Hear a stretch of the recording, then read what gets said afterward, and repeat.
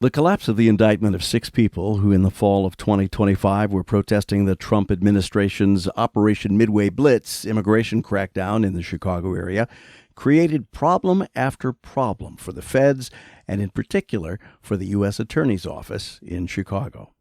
As you're about to hear, that case might have gone quite differently if not for a fateful connection between 2 dads who met on the fields of Oak Park Youth Baseball. One of the defendants, Oak Park Village trustee Brian Straw, and his lawyer, Chris Parente. This administration is trying to scare you so that you won't go out to a No Kings protest, so that you won't go out to the Broadview ICE detention facility, so you won't blow a whistle when ICE agents are on your block. One of the most important lessons for me from this is when you stand up for your neighbors will stand up for you and with you. In a Wednesday Journal Chicago Public Square podcast recorded at Oak Park's historic 19th Century Club, Straw and Parente explain how it went down, what it means for the nation, and what a movie about the case should look like. I'm Charlie Meyerson. Here's how it happened, June 25th, 2026, beginning with an introduction from Wednesday Journal founder Dan Haley. A few weeks ago, we reached out to Brian and Chris and said, would you consider being part of a conversation in the community? And they were, I think, eager to do this, and we appreciate that. Brian is, as you know, an Oak Park Village trustee. He's a lawyer focused on consumer class action, securities litigation. He's been involved in local Democratic politics since he was in college in Michigan. With his partner, they are raising 2 kids in Oak Park. Chris Parente is a former federal prosecutor working in both the Miami and the Chicago U.S. Attorney's offices for about 14 years. He served as a deputy chief in the Chicago office, focused on human trafficking and crimes against children. He now runs his own law firm and concentrate on white-collar criminal defense and internal investigations. Chris, his wife, and 2 sons have lived in Oak Park for 9 years. I lost my notes about Charlie Meyerson. I think he sent them to me, but I can't find them. So let me just say, I've known Charlie for a long time. Charlie is a longtime force in Chicago journalism, radio journalism, but I see him more as a really transformational figure in digital journalism at the Trib, and for the last not many years as publisher of Chicago Public Square, which is a wonderful morning newsletter. 25 years ago, I hope I bought Charlie lunch, and I said, Charlie, we have this new website. It's pretty good. How in the name of God do I get anyone to come to oakpark.com to read our stuff? And Charlie, like the guy in The Graduate who said the future is plastics, Charlie said the future is email. And even then I thought, really? Email? And damned if he wasn't right. And email, we have 20,000 people signed up for our email newsletters. And I'm going to turn it over to you guys.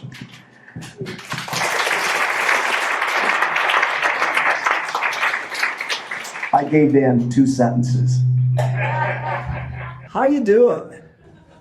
Much better now than I was over a month ago. I think a month ago tomorrow we were supposed to be going to trial. Chris, how are you doing? Good. And I love events like this. And so as we go on, questions are encouraged. I think community involvement has helped us get to where we are today with that indictment dismissed. Oak Park and especially the Wednesday Journal paying attention to this case, putting pressure out there. I mean, that stuff matters to federal prosecutors. So by you guys engaging in this stuff, it really did help get Brian to where he is today. So thank you. Take us back, if you would, to September 26th, 2025. Brian, what's your recollection of what happened just that day? We'll get into more later, but that day, September 26th. On September 26th, the first thing I did when I got to the Broadview facility is I wrote down the due process clause of the U.S. Constitution, and I tied it to the gate that had illegally been put up across Beach Street. Because what I was doing there and what I've been doing throughout this case is trying to vindicate sort of our substantive rights. I think that one of the things that's been really hard for me through this is a lot of times, sort of we're painted as not being truly patriotic if we're on the left, but I think that our constitutional rights, these are the basis upon what has brought us through 250 years, and we were seeing our due process rights and the due process rights of our neighbors violated day in and day out as people were being kidnapped on the basis of the color of their skin. And so that was the first thing I did that day. And from there, I was looking around as I was standing on Beach Street, and there were drones flying overhead. There were camera towers, multiple camera towers surveilling where peaceful protests had been ongoing. This was my first time out at the Broadview ICE detention facility, and I've gone to plenty of protests in my time. I have never felt so under the microscope of the state as while I was standing there with cameras focused on me from every direction, multiple helicopters flying overhead most of the morning. So I was on Beach Street for maybe 30, 45 minutes, starting at 6:20, 6:30 in the morning. Then I went over to that intersection of Harvard and 25th, where the events that turned into an indictment occurred, and we were engaged in a Jericho walk. We were walking back and forth across Harvard Street, chanting chants, singing protest songs, literally seconds before the vehicle that Agent A was driving drove through a crowd of protesters. We were singing "We Shall Not Be Moved." It's a protest song that was sung in the civil rights movement, was sung in the labor movement before that, and it's based on a psalm. And that's one of the other themes that I think, I know I'm not sticking to that morning, but one of the other themes is so many of the protesters who were out there with me were faith leaders. And on that day and on the subsequent Fridays, I went back and I had communion outside the Broadview ICE detention facility. I went back and there was a UU flower service outside the facility. I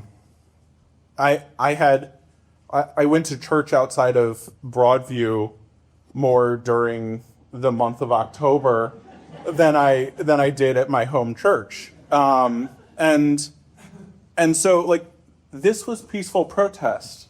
And then a car drove through a crowd. And then because when a car drives through a crowd, you react by putting your hands on the car. Next, a group of agents in tactical gear marched 500 feet down Harvard, and they shot us with pepper balls and baton rounds, and they tear gassed us. And that is a day that I will never forget. It was the first time in my life I've been tear gassed. It was the first time in my life I've been shot with baton rounds. And it was traumatic. I had a number of phone calls after that where I relayed what happened and was in tears. I couldn't stop crying most of that day. I would get to a place of being okay, and then I would start thinking about what I had just experienced, and I would start crying again.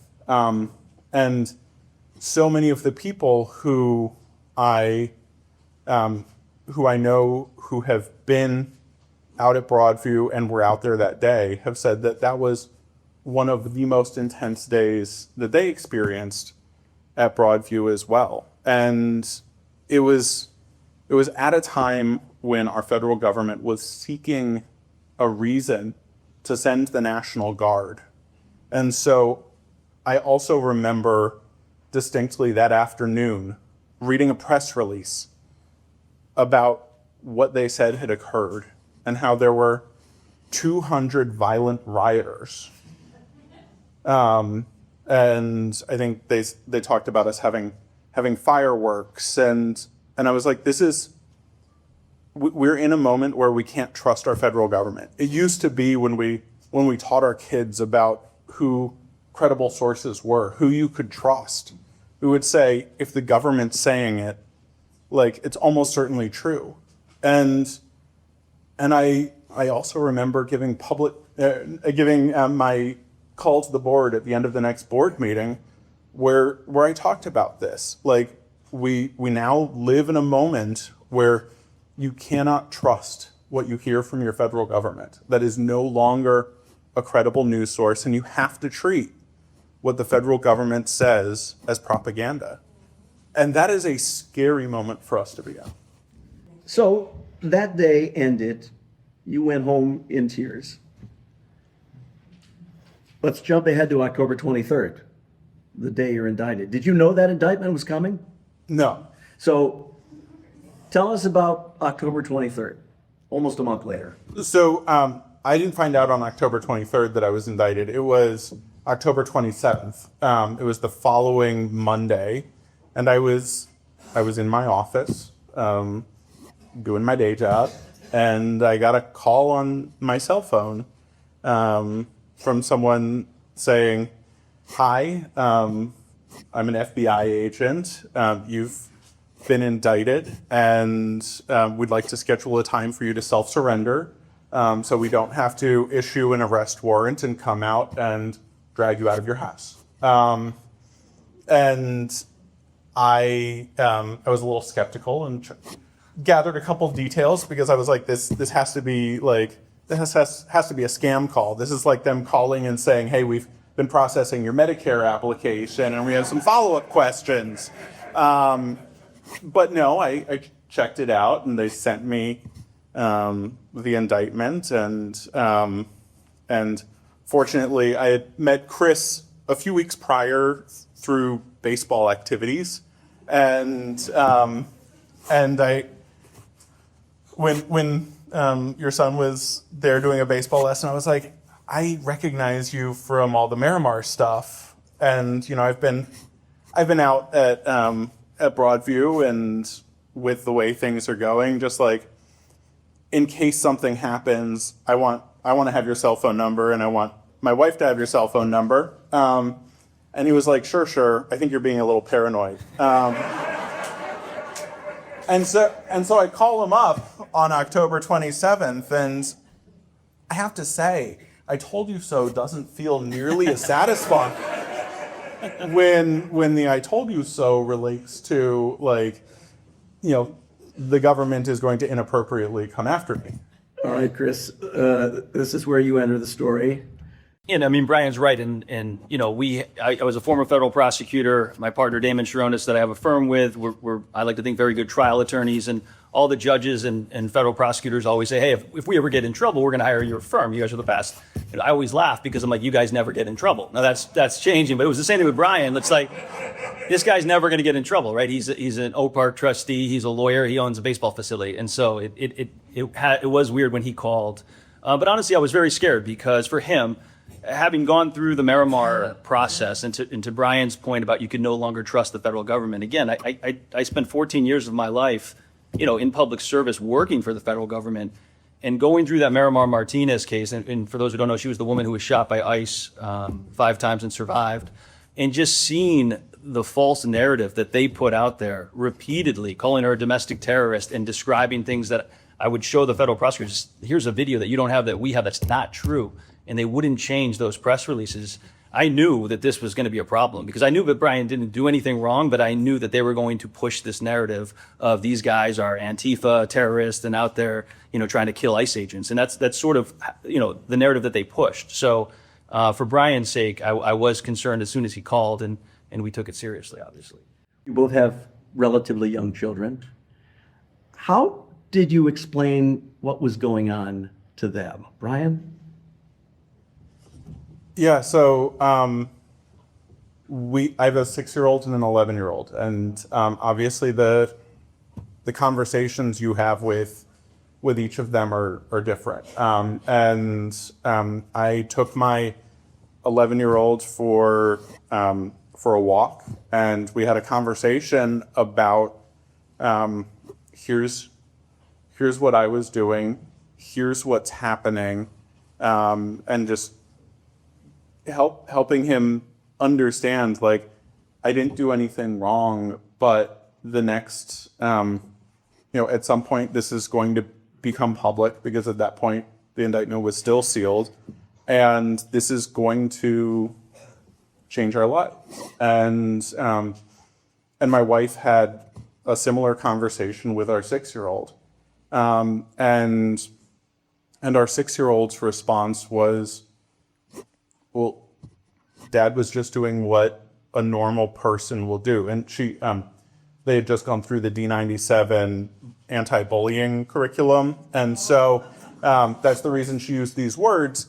That's you were doing what a normal person would do. You were being an upstander, not a bystander. And both of my kids from the start, we've been talking about standing up for our immigrant neighbors for a long time in our household, because we had the migrant crisis where Governor Greg Abbott bussed thousands of migrants seeking asylum in this country to Chicago, and here in Oak Park we did so much work to support them. So I've had lots of conversations with my kids about supporting our immigrant neighbors. And so they said, you were doing the right thing and you have to fight. Like, there's no question of what the next right thing to do is. You have to fight. And so, I mean, we had those conversations early, and I've had those conversations with my kids throughout, because kids are really good at telling what's right and what's wrong, what's fair. And I highly advise letting your kids be your conscience sometimes, because they're going to hold your feet to the fire and tell you this is what you have to do. Chris, how about you and your family? Yeah, and my oldest son, Jacob, who is 11 now, I mean, he knows Brian from baseball, right? So he's seen him around. So, they watched all my sort of national stuff on the Miramar case. They watched a lot of the stuff on the Brian's case, and they followed along, and I think that's important. I mean, I have, again, federal prosecutor for 14 years. Some of my best friends are federal law enforcement. My brother's former FBI agent. Like, I want them to grow up respecting law enforcement, but also at this point, questioning law enforcement in a healthy way. So I want them to see this, and especially, again, Miramar and then Brian's case. It's good for them to see that sometimes the government gets it wrong, and they get it wrong significantly. And I think, and I'm concerned about them. I'm concerned about other kids in Oak Park growing up now. I mean, when I grew up and a police officer went up and down the street, there was a sign of respect for that. And now, people are out there blowing whistles. Like, I don't know what this generation is going to grow up thinking, and that's scary, because again, FBI, ATF, DEA, those guys do good work, right? I mean, I used to do human trafficking, crimes against children. Those federal agents there's some of them that are out there doing good work, and I want my children to respect that. So it's a hard line, but obviously getting to see Brian, know Brian, and watching this case collapse in the way that it did, I think that is going to create healthy skepticism for my children in a good way. I think that'll serve them well. Brian, as a member of the Oak Park Village Board, how did this affect your responsibilities in serving residents of this village? I think it's an extension of my responsibilities. And we talk about serving all of our residents, and I don't just serve homeowners. I serve everyone who lives in Oak Park, who passes through Oak Park. And in 2003, we had 200 asylum seekers who we provided housing for, we provided legal support for, and those are my constituents too. And those are the very people who were being hunted down and rounded up in our streets. And it makes your heart break. And so I was out there standing up with them. I can look around this room and I see other people in this room who I know were out there, who I know were arrested or assaulted by folks outside the ICE detention facility, and many of them community leaders also, in that role. Township Trustee Juan Munoz is here, and he was there the week after me and was pushed down by Greg Bavino and arrested. And actually, one of the things that came out during the grand jury transcripts, one of the reasons I was identified was from a press conference that we did in support of Trustee Munoz when we were talking about our experiences outside that facility. And so this was an extension of that service, but also, yes, I mean, inevitably it's going to color the way we view all the conversations we're having at the board table. And it should. When we're talking about the surveillance state, like it's hard not to picture standing outside the ICE detention facility with towers of cameras and all the stories we've seen about the AI-enabled surveillance that we've seen outside of these facilities, and we know that many of the providers of camera technologies are implementing facial recognition and other things in their software, and so you have to become a little bit more skeptical of anything that's going to be connected in with the federal government right now, because the federal government is seeking to use data to track down our neighbors, and that's a scary thing. You're both lawyers, as we've established. How did this case affect or change your day-to-day professional activities as attorneys? Chris? It took over. One of the best things about working with Brian was, a lot of times when we represent lawyers, they actually committed a crime. So having Brian, who did,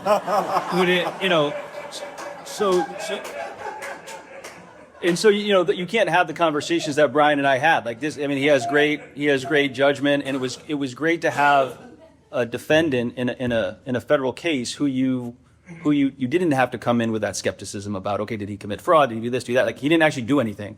And so to be able to work with him and take his ideas, early on in the detention hearing, like the bond hearing where they were first arrested, there's 6 defendants in this case, 6 different defense counsel.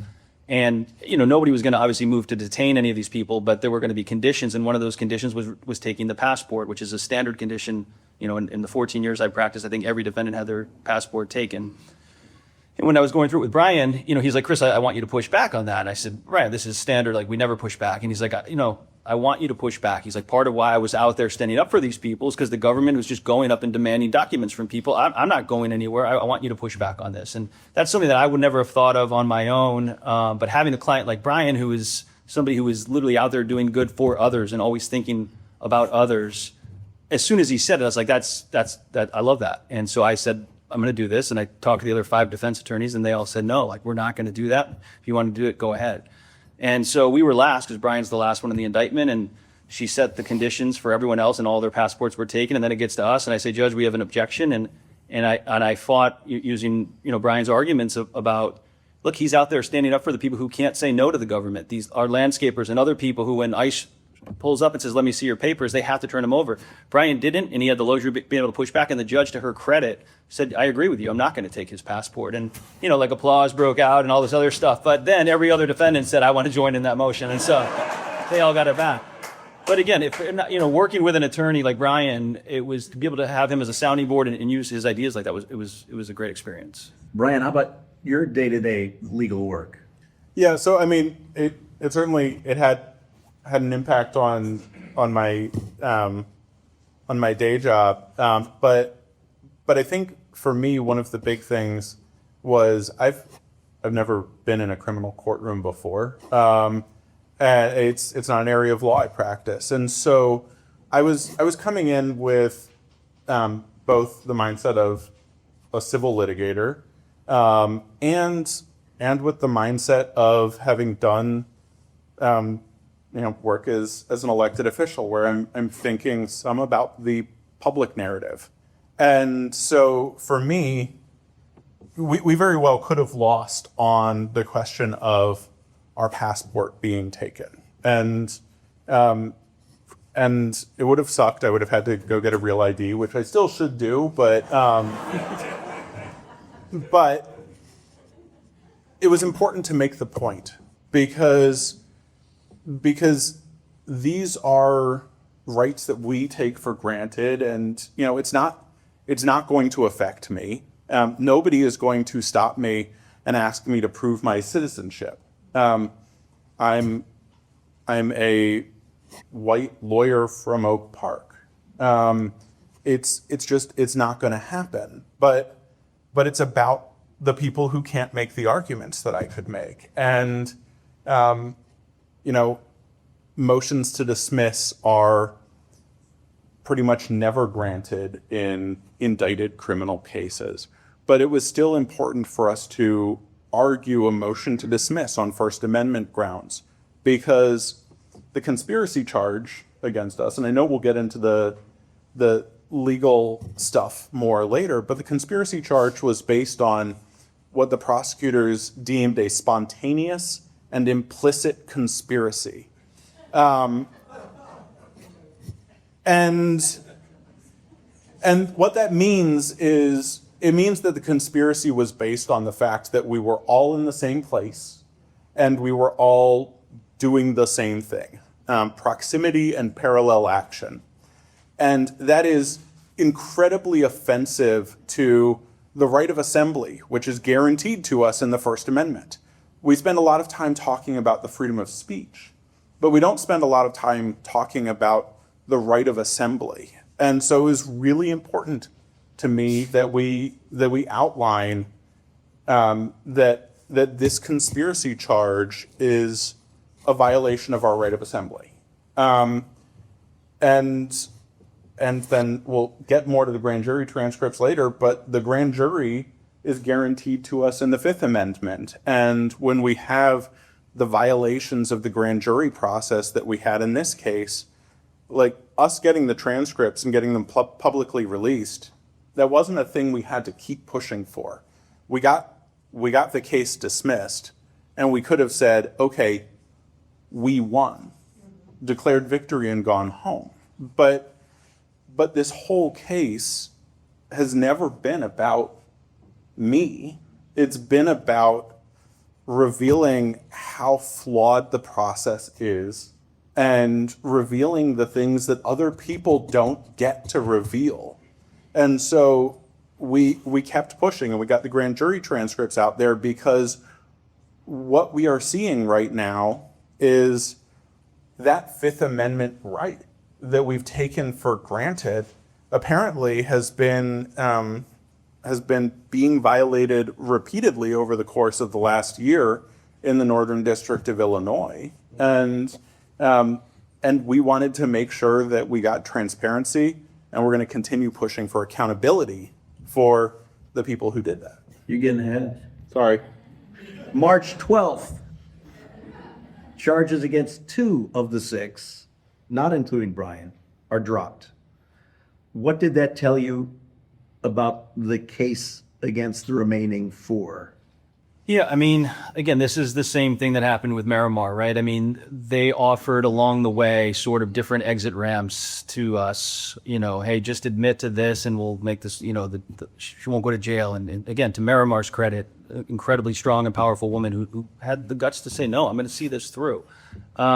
Same thing here. Like we pushed the government and tried to get them to dismiss. They looked at the evidence and watched the videos again, and then they dismiss those too. I mean, to me, again, as a former federal prosecutor, watching what Andrew Boutros is doing to that office right now is so concerning and disappointing. And it makes me so sad to see what he's done to the office, because they're not, it used to be a federal case was a lock. You'd win every one. It's not because we were the best trial lawyers, although we were very good. It was because we did all the work up front. You did all the investigation up front. By the time you went to the grand jury, everything was locked down. There's no way out. You had 100%, everything was locked. What they're doing now is just charging and then figuring out later, like dropping defendants halfway through. Like that is just not the way that the DOJ should be running, because you've already impacted those lives of those people. Kat Sharp was running for office and she had to drop out because of that. So great that they dropped the charge, but they've already ruined her life. And to run an office that way, and that's the way that the U.S. Attorney is running it right now, is alarming. But to me, it just showed what I already knew from the Miramar case, which is these people are not doing the job the way it's supposed to be done. They're just charging now and hoping that it works out, or people will take pleas and those kinds of things. That's just not the way that the Department of Justice should run. You mentioned Andrew Boutros, the U.S. Attorney in Chicago. Is this his deal? Is he responsible? Also, we should acknowledge, also in the news lately, has been Assistant U.S. Attorney Sherry Mecklenburg, who was on this case. What do you have to say about those two and their roles in the direction of the U.S. Attorney's Office in Chicago? It's hard. Both of those people are friends of mine. I've been out socially with them. I still consider them friends. I think it's tough, right? I think with Mr. Boutros specifically, I think like all other people who get into that Trump orbit, when you get that close to power and you want to stay in power, I think you do things that the Andrew Boutros I knew wouldn't have done, honestly. And I think decisions are being made. This case specifically, I don't think this case. I do not think that Andrew Boutros of 2 years ago, when he was in private practice, if he were made U.S. Attorney for the day, would ever charge the Broadview 6 case the way it was charged. I just don't. I think he was pressured by the administration to make an example of these, known Democrats.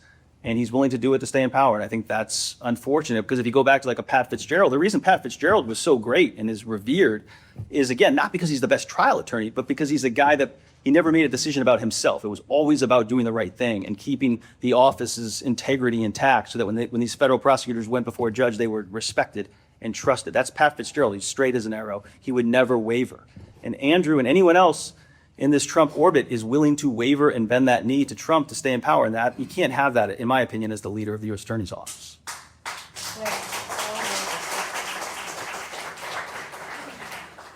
All right. The charges against the remaining 4 of the Broadview 6, including you, Brian, were dropped a little more than a month ago. How did that feel? It was a relief, but it never felt like the end of the line. I mean, we'd been from the start, we were fighting for justice. We were fighting to both to prove our innocence, but also to try to seek justice. And so, I had a glass of champagne, and then I said, and now we have to go after them. And that's what we've been doing over the course of the last month, because this was always going to be a high profile case. That was the point. The point was to get people to stop protesting, to try to silence dissent. And so you're going you're going after a high profile case. You're going after lawyers and elected officials. That's going to be the case where you put your best work forward. And so if this kind of conduct was happening in this case, it has me deeply concerned. That would be understatement. That there is worse conduct going on in other cases where they're more confident they can get away with it. And I mean, what you see in this case is a classic example of overcharging with the hope that they're going to be able to get people to plea out to a misdemeanor or take a deferred prosecution agreement where they admit that they did something wrong. It is not supposed to be something the DOJ does. Overcharging is, I believe the Justice Manual says not to do it, but it's very obviously what is happening here and what has been happening in so many of these Operation Midway Blitz cases. But what we showed here and what we've seen in those other cases is when people stand fast and they fight these cases, they win because there is no justice in these cases. So I felt relief, but I also felt I felt an obligation to keep fighting because this case wasn't just funded by me. A lot of the faces I see out here, I also have seen in the courtroom with me at some point. And this community stood beside me and stood behind me during this fight because they knew that I wasn't just fighting to get myself off, but rather to fight for bigger issues. And so that's what we've continued to do. Chris, what was the turning point in this case, the development or developments that triggered its eventual collapse? I think once we finally were able to convince the judge to at least not even give us the transcripts, but herself look at them, that was sort of the crack in the dam. And to be clear, like, they were so close to getting away with this. I mean, this did not come to light until the pretrial conference the week before we were supposed to pick a jury. Like, Ryan was prepped and ready to testify. We had mock crossed him. Like, we were ready for trial that next week. And, for 7 months, we were arguing for those transcripts. And at that last hearing, the judge said, Mr. Parente, one more time, do you want to make an argument? So I made it this last time. I said, Judge, we don't even want to see him. Just ask the government to turn over to the court the unredacted grand jury transcripts. That's all. And you look at them. And then if you think we should get them, great. And she finally probably just to shut us up, relented. And 24 hours later, she enters a minute order saying anybody at the U.S. Attorney's Office involved in the decision to redact these transcripts should be in my courtroom tomorrow, too. And then we knew that it was done.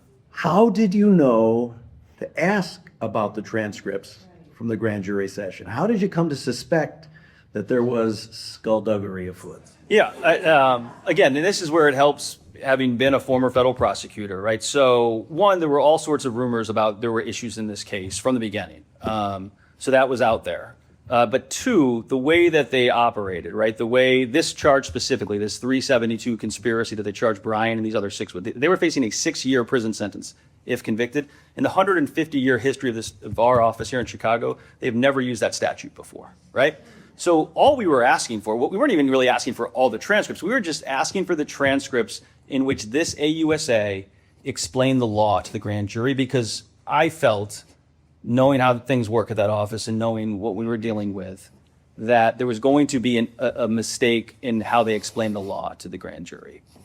Not, again, because I'm a genius, but because I watched the video and I did not understand how even a grand jury would all agree that these guys committed this crime. It didn't make any sense. So we wanted to see how it was explained to them. So that's sort of how it started. And then the way that they turned over redacted transcripts to the court, you never do that. First of all, as a federal prosecutor, you hate redacting anything. It's a pain, right? So, and I know the prosecutors on this case, the lead prosecutor, Bill Hogan, is an old guy. He doesn't come off to me as computer savvy.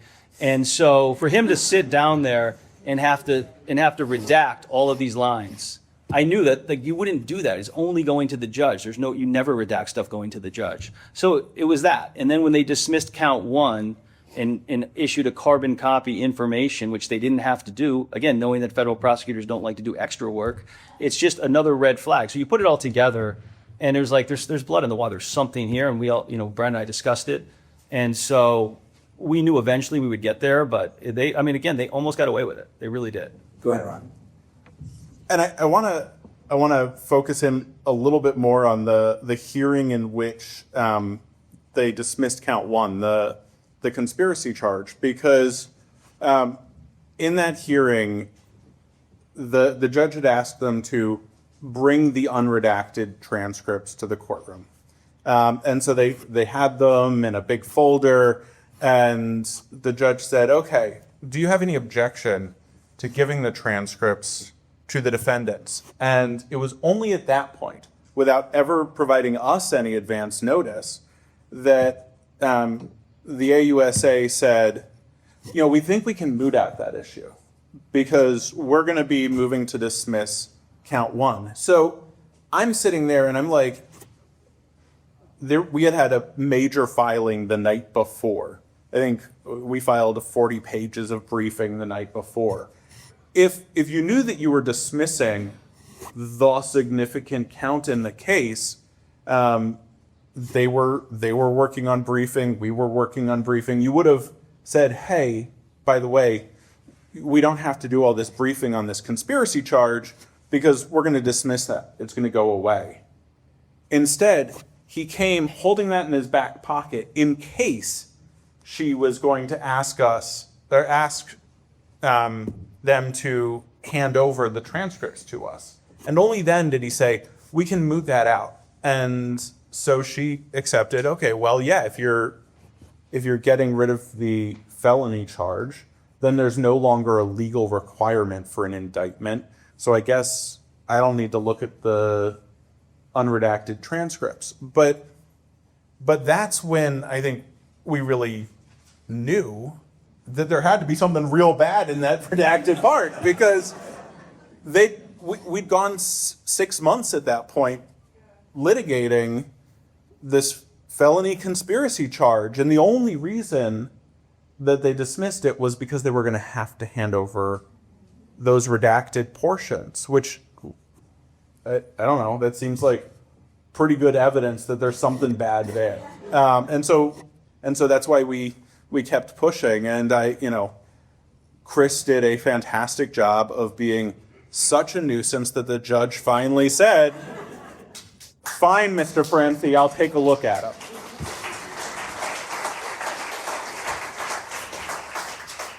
And just, again, the reason that I think that the misconduct in the grand jury is bad and it shouldn't have happened, but to me, the worst part of this and the reason that we're still going is the cover-up. I think these are federal prosecutors. Their job is to do the right thing. Going back to Pat Fitzgerald, you're not supposed to win cases or lose cases. You're supposed to do the right thing, and whatever happens, happens.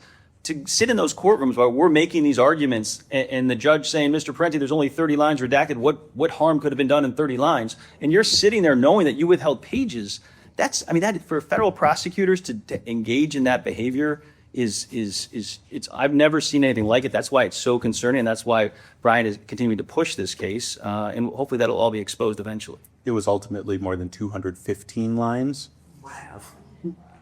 As Bill Dwyer, who's in the room tonight, wrote in this week's Wednesday Journal, defense lawyers are now fully on the offense.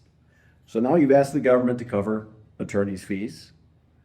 What's your argument, and how confident are you that this administration actually will pay up?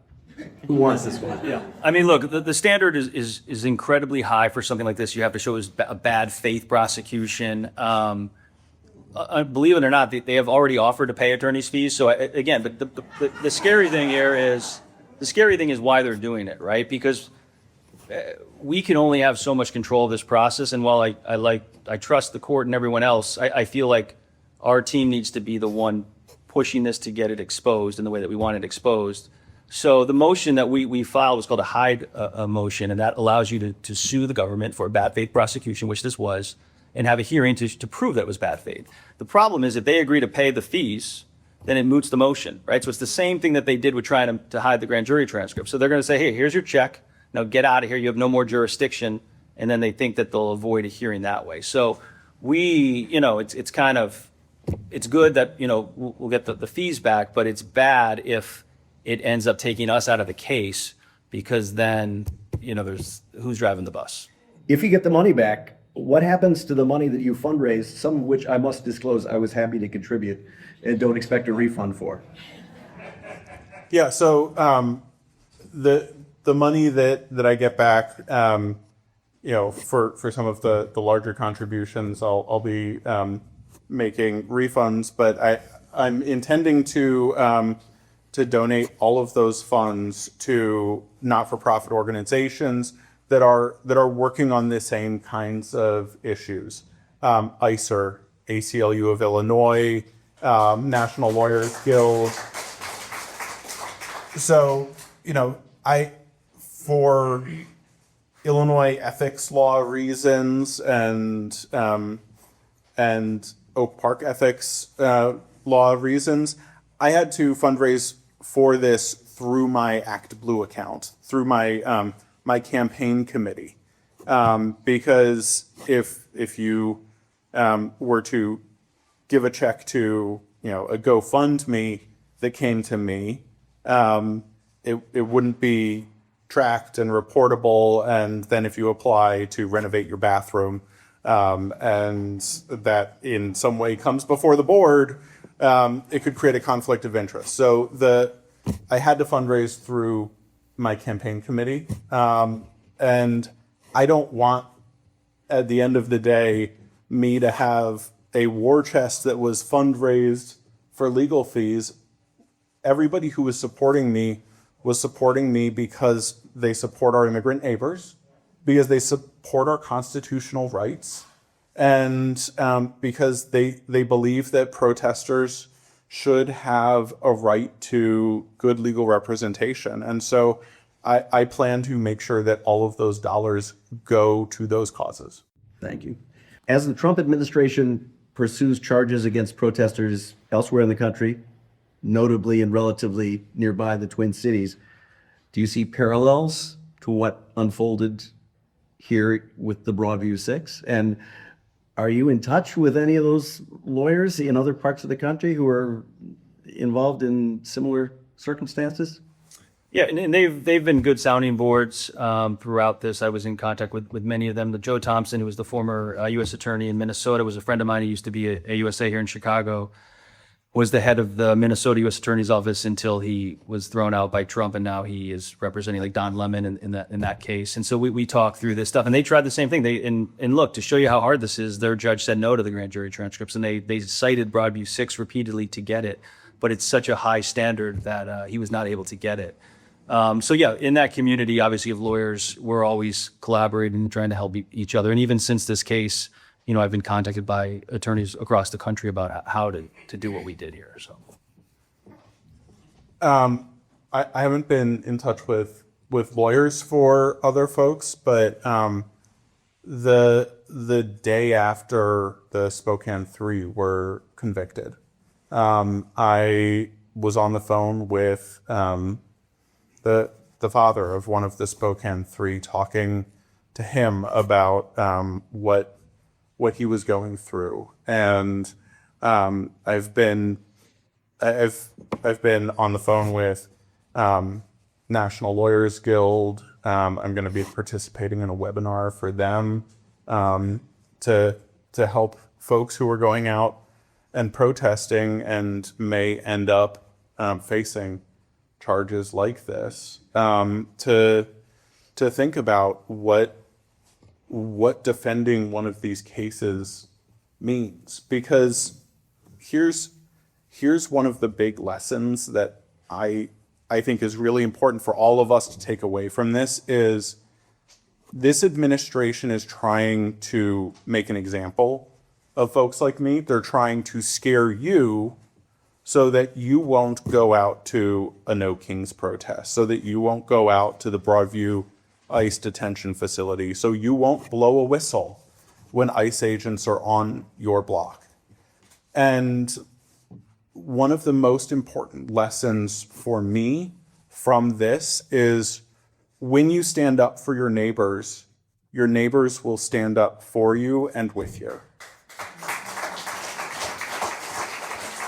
So I would ask each of you to continue to be courageous. It's okay to be afraid, but courage isn't a lack of fear.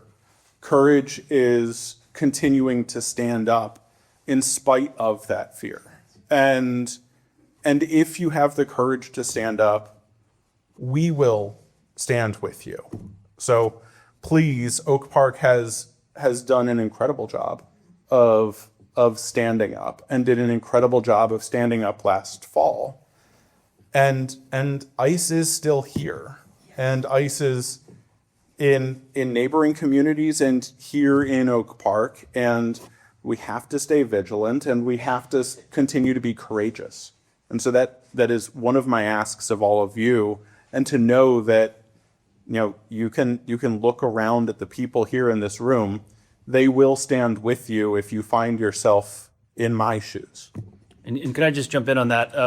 As an Oak Park resident, I was so proud to see not only how all you guys stood beside Brian, but Don Harmon, right, who is our Senate president. I mean, again, I said this at the fundraiser, for someone of his position, with his clout, to come out to a fundraiser for a guy under indictment by the U.S. Attorney's Office, that is unheard of, right? And he did it because he's an Oak Parker, because he believes in Brian, and he knows that he didn't do anything wrong, as I knew.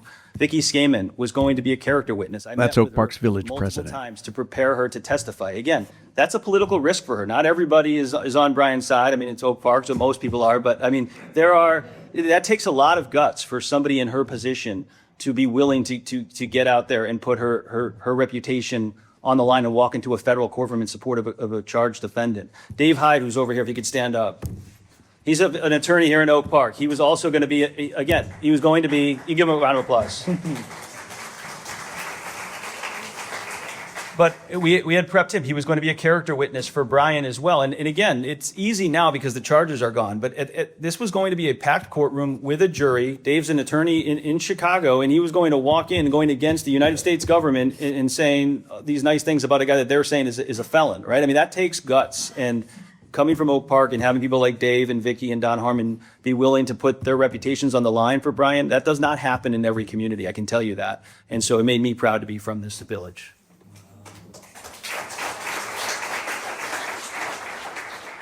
I have some questions from the audience, in possibly random order. How do federal prosecutors do what they are doing knowing the lies? How do they go home at night? Chris, you worked in that office. A lot of these people are my friends. And look, to be clear, in my opinion, this is hopefully a very small aberration in the history of that office. And you see it, right? You see these letters from former federal prosecutors signed by over 100 of us who are willing to put our reputations on the line and go after, Andrew Boutros, who's a very powerful person and has influence over all of our clients. But we do it because we care. I think 99.9% of that office and the people who go to work there go there for the right reasons. You don't take that job. Most of those people have left much higher paying jobs. You do it because you want to serve the country in the way that you can. You want to do justice. You want to put away human traffickers and people who are hurting children and drug traffickers and people who are committing the violence that we see in this city. All things that I wish Mr. Boutros would focus on instead of this nonsense. And so they're doing their job the right way. I don't know what happened here. Honestly, I have no idea how those prosecutors could sit in that courtroom and not at least correct the judge after we left and say, hey, judge, just so you know, it's not 30 lines. We withheld pages and we redacted more than that. I don't know how to explain that, but I can tell you that from my experience, the agents that I've worked with and the federal prosecutors that I went to battle with, they're good people that would never condone this. And look, I've gotten a lot of support from those people, even in the office, who say, thank you guys for doing what you're doing. It hurts all of us, but it needs to be done. So I feel good about that. I think another thing to remember is in the U.S. Attorney's Office, we've seen, is it 7 chiefs leave in the last year? We've seen something like a quarter of the office leave. So when you're talking about how do folks do this? There are a lot of folks who have decided, oftentimes without another job in hand, that rather than charging this kind of case, they will leave the office and they will resign, and that's something we're seeing across the country. And I'm incredibly grateful for those people. I also think, though, it's something that we have to be thinking about as we look past this administration, hopefully. We are seeing a hollowing out of so many of our core democratic institutions. The Department of Justice, the U.S. Attorney's Office, these are really important functions of our federal government. And how do we solve a federal government where so many of the people of conscience have left, and how do we make sure that we get good people back in? I mean, this is like when we're talking about moonshots. I think we're looking at America at 250. I'm concerned about how we've set ourselves up in this moment for the next 250, because we are seeing DOJ as an example, but across a lot of our federal government, a hollowing out of people of good conscience who are career civil servants who have been doing fantastic work. And fortunately, I'm a village trustee. I don't have to solve those problems, but we all have to be really concerned about how those problems will be solved, because that has to be a core issue when we're looking at everything going on at the federal level. Well, I got a couple of questions along those lines from the audience. How was ICE able to change agent behavior so rapidly? I don't think we had this many reports of bad behavior under Biden or even under Trump 1. Are these the same agents unleashed? Are they all new agents and contractors? Anyone want to offer a theory? I mean, look, it's hard. So going to the Miramar case, right? I mean, those were Border Patrol agents. The one who shot Miramar, Charles Exum, was patrolling up in Maine, right? Where, he in my opinion, honestly, what happened was he gets to Chicago, is used to being up on these dirt roads in Maine, and he's on Kedzie on a Saturday morning. He literally feels trapped by the traffic and not actual people following him. And that's a problem. And so if you're up there in Maine, and you're used to operating at the border where everybody listens to every word you say. We've all been across the border. It's very controlled. It's very tight. When you come to Chicago and you're not from here and you're in these neighborhoods you don't know and people don't want you here and they're beeping their horns and they're blowing whistles, it's chaotic. And yeah, he's not trained to react to that, and he ends up shooting a Montessori school teacher 5 times because of it. So a lot of it is, not being trained right. But there are also, unfortunately, in law enforcement and in ICE, people who do look forward to driving a car through people, I think, and things like that. And that, that's just part of the system. I will again say, having worked with many ICE agents in the past, there are a lot of good federal agents in all of these agencies. Right. The agent in my case had been an ICE agent for decades. This wasn't someone who got the significant recruitment check, and but I think that right now those folks are hearing from the top a narrative of okay, we're sending you to Chicago, and they're describing Chicago as a war zone. And they're describing what they're going to be seeing as violent protesters and rioters. And if you're told to expect a riot, then you may mistake a peaceful protest for a riot, especially when you drive your car into it. But I think that it's also important to note that this really does come from the top. we have, Stephen Miller sitting in the White House, who is giving this rhetoric about brown people in our country and great replacement theory and all of these absolutely terrible things. And so if you take even longtime agents and you feed them this rhetoric and you tell them we're sending you to an incredibly violent place, and that's what you're indoctrinating them with, and then you put Greg Bavino above them, and he's telling you that you're doing a great job after you shoot somebody 5 times.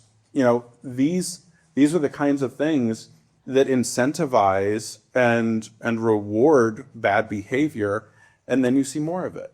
And good people in these jobs are going to leave and be replaced by people who are looking for opportunities to do these kinds of things. And I'm just to follow up again. I told Brian this. I mean, they truly picked the wrong person when they charged Brian, right? Because to his point, and we know this because we have their text messages. They view Brian and the others as like these radical Antifa people who have, I don't know, chains in their pocket and gasoline everywhere.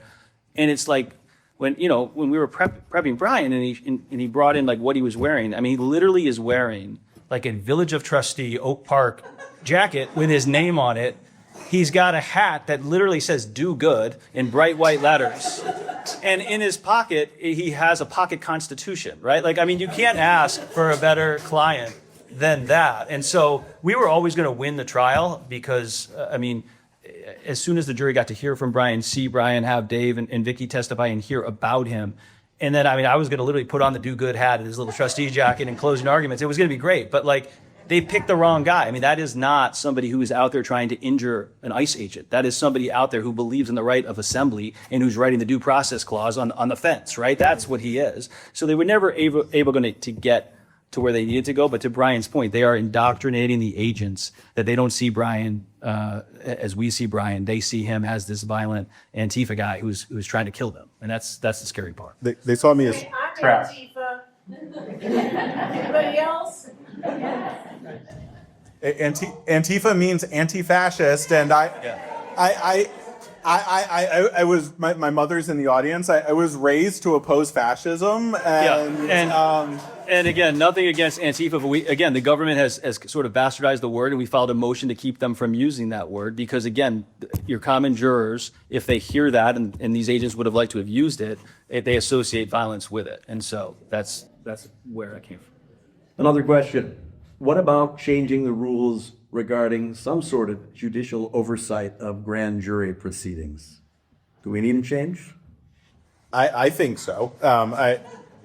Chris will have to answer for himself, but I mean, I've been reaching out to members of our congressional delegation to talk about this among other issues, because here's the thing. I mean, we almost didn't get these grand jury transcripts. It was 8 days before trial that the judge finally relented and said, "Okay, Mr. Parente, I'll look at them." And so, if our case, with all of this misconduct, they almost were able to sweep it under the rug, I don't know what's happening in these other cases. And so I don't think we should be handing grand jury transcripts to defense attorneys in every case, but I do think that judges should, as a matter of course, have access to grand jury transcripts, because it did not take Judge Perry long to look at them and realize there's some problems here. And so just doing it as a matter of course would not slow the process down substantially. It would allow our system of justice to continue to flow smoothly. What it would do, it would provide some transparency, and transparency would provide a good disincentive to the kind of misconduct that happened here. Yeah, I think at this point, especially with what's happening in this office right now, we definitely need something. And even, again, just the deterrent value, right? If the AUSA knows that, hey, that someone might look at this, right? Just like the speed limit. If you know there might be someone out there with radar, you're going to slow down. If the AUSA knows for the first time ever that there's going to be checks on the system, then they're going to hopefully act the way they should be acting anyway. But certainly we could avoid some of this. Assuming we still have history books, what are the odds that the case of the Broadview Six will wind up in some of them? I think Midway Blitz will end up as a whole in something, and I think the Broadview Six is definitely part of that story. So it should be part of it. And again, we have to see how this plays out. We have at least 2 more years of this administration, and it could, every time I think it can't get worse, then I get a call from Brian that he's indicted for conspiracy. So it's okay. Let the record show that's a joke, right? Is it Joe? Last question from the audience. We're well past an hour here. Who is going to play each of you in that movie? Seriously, the question goes on. Has there been interest in a retelling of this case on the screen or other media? Nobody's reached out to me. Has anybody reached out to you, Chris? I think we're going to keep going, and I think the most important thing is, one, as we just talked about, the grand jury reforms. If it leads to that, I think that's something that could be taken out of this. And 2, if we can get to a hearing and get to cross-examine the AUSAs that we're going to cross-examine Brian, I think that can get us somewhere that will be very beneficial, because I do not think that the decisions that were made here to hide these transcripts were made by the 3 men in the courtroom. I think it went to the front office. By front office, you mean? The U.S. attorney, the first assistant, and the criminal chief. I've joked that if this were ever to be made into a movie, I think one of the best framings I could think of would be sort of a redo of 12 Angry Men, focused on the grand jury process here, because if you read these grand jury transcripts, these were men and women from across the Chicago region who took their job as grand jurors really seriously. I mean, there are some funny comments in there, but it takes a real courage to tell an AUSA that you believe their case is a crock of. I say it's been printed. Actually, yes, this is one of the papers that has printed that. It takes a lot of courage to say that to an AUSA that you believe their case is a crock of shit. And one of the grand jurors said that. These grand jurors pushed back and said, wouldn't the right thing for the agent to do, wouldn't it have been for him to stop the car and not drive the car into people? And I'm like, hey, that's a really good question. The grand jurors pushed back on the idea of this being a conspiracy, saying, do you have any evidence of any agreements? And they were instructed that, they were all in the same place pushing on the car, and so that's enough. And so I think that this is one area where we saw the system work for 2 weeks in a row, because they brought this case to the grand jury on October 9th, and they asked for an indictment, and they got a no bill. They brought the case back on October 16th, and that's when that grand juror said, I saw this case last week, and I thought it was a crock of shit then, and I still think it is. And it was only when they brought it back for a 3rd consecutive week to this same grand jury, and we had the U.S. attorney appear before that grand jury that morning and say, you have a very important job to do, and you cannot bring any of your thoughts about immigration enforcement and about all of these things. The U.S. attorney harangued this grand jury And to the point that this grand jury, some of those members from the prior week apologized to the AUSA for having opinions. And it was only then that they got this indictment. And so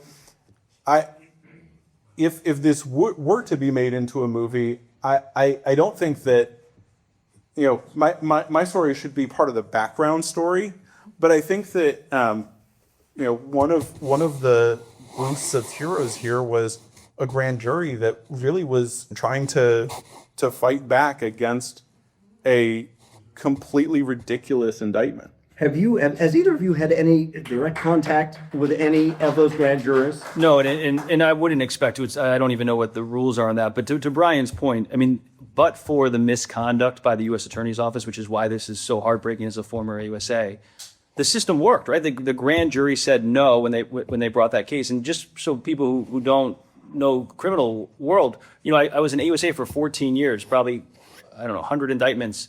Never had a no true bill, but not only have I never had one, but you maybe heard about one a year, maybe one a year, of the entire office. It never happens. And it'd be in a case with a gun in a car and there's 4 people and no one can figure out anything. It never happens. So what should have happened here, and this is why we know that this was being directed from DC, what should have happened is she went in there, presented the case, the grand jury said, you don't even have probable cause, which is more like than not, right? 51%. And she should have went back and said, hey, you could tell Trump and the rest of them we tried, and the grand jury said no, and then they moved on. But instead, they go back and use more misconduct to try to push this thing through 2 separate times. That is the failure of the system. But the grand jury did their job, and that is incredible because they almost never say no. And the fact that they did their job, and instead of doing the right thing, the U.S. Attorney's Office did the wrong thing, that is what kills me as a former federal prosecutor. Ryan and Chris, thank you so much for your time. And for your important work on behalf of our constitutional rights. And that's how it happened, June 25th, 2026. If you found this podcast enlightening, make sure not to miss another. Sign up free for Chicago Public Square's daily email news briefing at sub.chicagopublicsquare.com. I'm Charlie Meyerson. Thanks for listening.